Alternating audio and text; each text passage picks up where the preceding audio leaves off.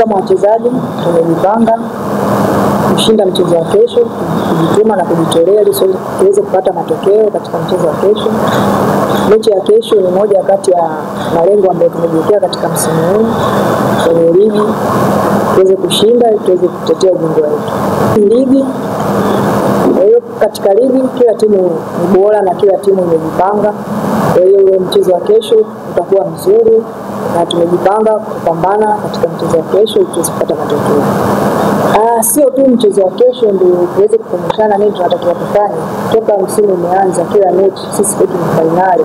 Lazima tukumbushane nini tuweze kufanya katika uwanja wa mechi ili tuweze kupata matokeo ili tuweze kutimiza malengo ambayo tumejiwekea katika msimu huu. Kwa mashabiki tunawaomba kesho waweze kujitokeza kwa wingi katika mchezo wetu kwa sababu wao ni watu muhimu sana katika mchezo wetu wa kesho.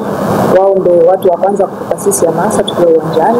Kwa hiyo nawaomba waweze kuja kwa wingi uwanjani ili tuweze kutimiza lengo letu.